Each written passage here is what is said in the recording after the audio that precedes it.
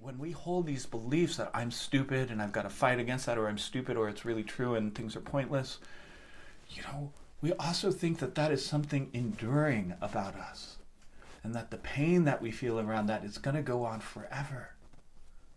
And guess what?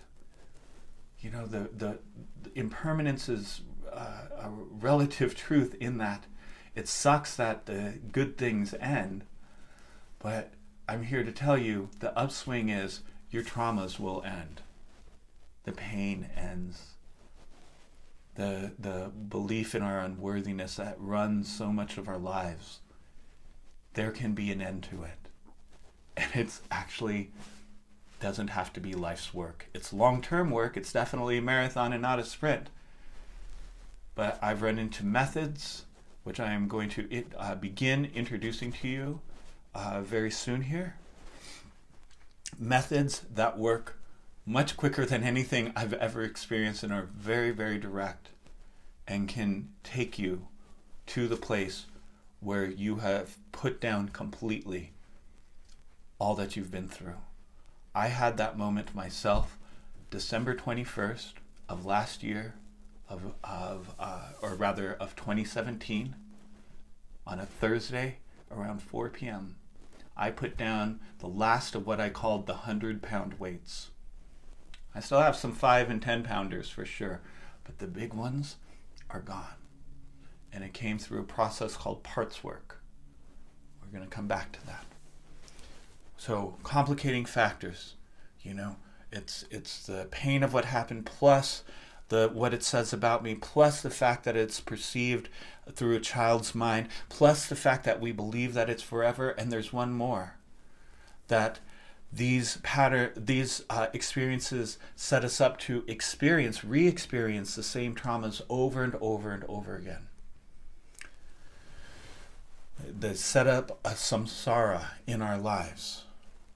And here's the thing about that, is that, again, that feels tragic and unfair and like a shitty part of life. But what that is it's representative of a really promising truth, that it is the nature of the human organism to move in the direction of well-being and wholeness at all times.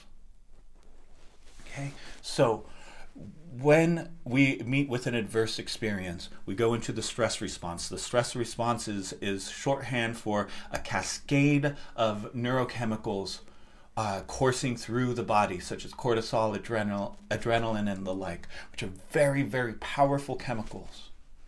Okay? And basically, what we experience in that moment is the life cycle of an emotion, except when we can't or won't, or don't know how to process and be with, so that experience can go from birth all the way to death and disappear, again, processing and metabolizing.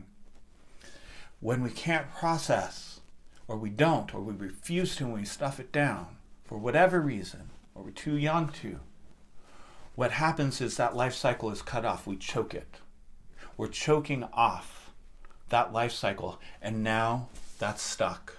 It's stuck in our nervous systems, all of those intense neurochemicals. We could say, in a sense, this isn't actually true, but we could say that they calcify into an imprint in our bodies, right? But our bodies, again, want to be healthy and want to be whole. From an evolutionary perspective, there is no other way it could possibly be.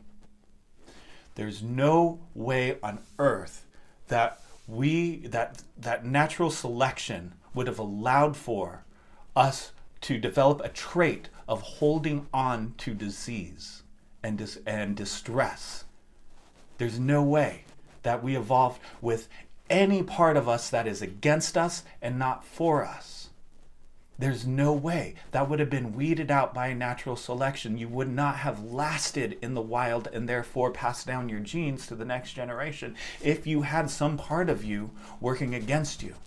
And so we have these calcified neurochemicals in our system, so to speak, and what our bodies long to do is to reactivate those exact same neurochemicals that are associated with the adverse experience that we had. And so we unconsciously, involuntarily look for and are excited by situations that reflect the original wound that is extant in our systems.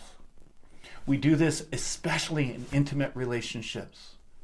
The same beliefs and patterns. I need more space. Why don't I ever get enough space? I need more intimacy. Why don't I ever get more intimacy? My partners always seem to do this. What the fuck is wrong with men?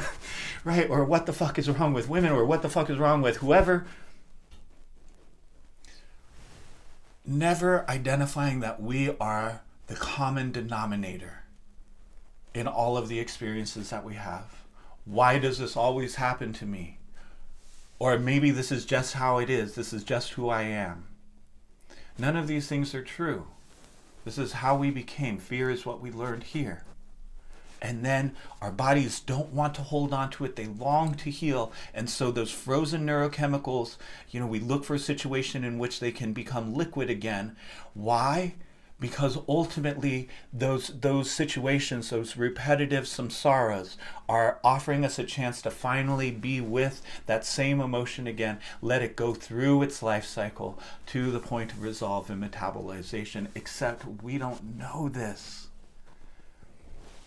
You can see how fired up I am. I'm really passionate about this because this needs to be household level knowledge. This needs to be common knowledge. And if it were common knowledge, it would save our society.